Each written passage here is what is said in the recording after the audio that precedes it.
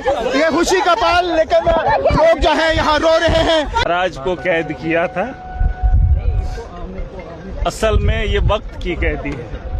लोगों का नुकसान हुआ, परेशानी हमें नहीं, हमारे जैसे हजारों जेल की सलाखों के अंदर है।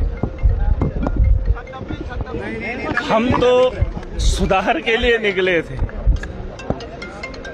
बेहतरी के लिए निकले थे, उन लोगों ने पागल बना दिया। यहाँ तो दस्तूर रहा है,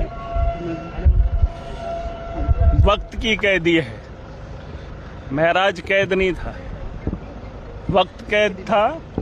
जिन लोगों ने उम्मीद दिखाई थी, उनकी उम्मीदें कैद हुई थी। अब क्या ही बताएं, इस बात का अंदाजा आप ऐसे लगा सकते हैं जैसे भाजपा अमेरिका के खिलाफ बोल नहीं सकती और देश के अंदर भाजपा के खिलाफ बोलना उतना ही मुश्किल है। हम तो सिर्फ इसलिए आए थे कि हम आवाम की बेहतरी चाहते हैं, मुसलमानों की नहीं, इंसानियत की और इस मुल्क की बेहतरी चाहते हैं। ये सच्चाई है, इसमें कोई दो राय नहीं। लेकिन कुछ लोग धर्म के नाम पे लड़ते हैं, चाहे वो हिंदू हो मुसलमान हो, धर्म को मानते नहीं हैं, धर्म के नाम पे लड़ते हैं। अगर धर्म है तो धर्म पे चलना सीखो, और कोई भी धर्म ऐसा नहीं कहता है कि इंसानियत को खराब करने का काम करे।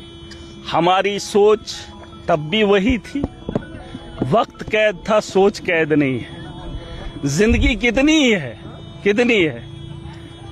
अरे मैं इधर हूं, जेल के अंदर रहा तो जिंदा रहा, बाहर होता मर भी जाता। और मेरे अलावा 8 महीने मैंने जेल के अंदर काटे, कितने लोग मर गए।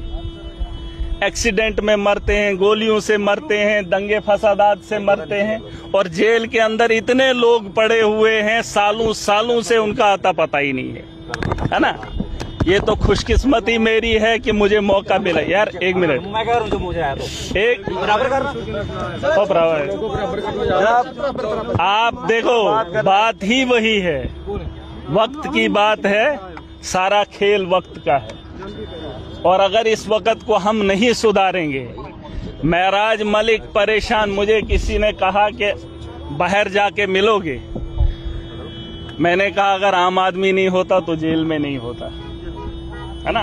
परेशानी ये है कि एक आम आदमी सियासत के मैदान में आकर जब काम करना चाहता है तो लोगों को तकलीफ होती है। यार उसको थोड़ा बंद, ये कौन है, गाड़ी को बंद कराओ यार। लेके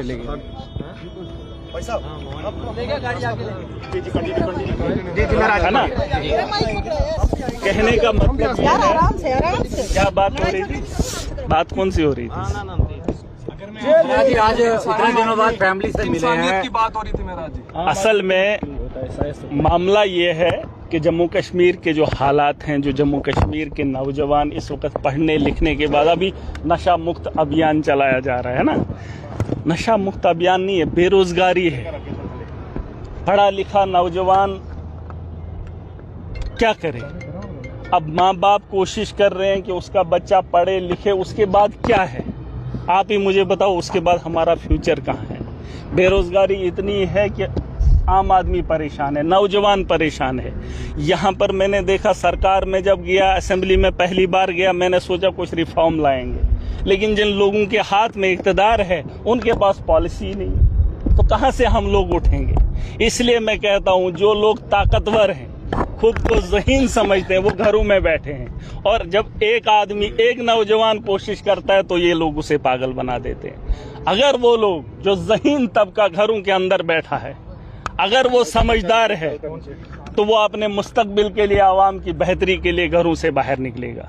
और मैं ये नहीं कह रहा हूं कि वो लड़ाई लड़ेगा, किस किस्म की लड़ाई लड़ेगा। हम जिन लोगों से उम्मीद रखते हैं वो लोग हमारे काम करने के लिए तैयार ही नहीं है।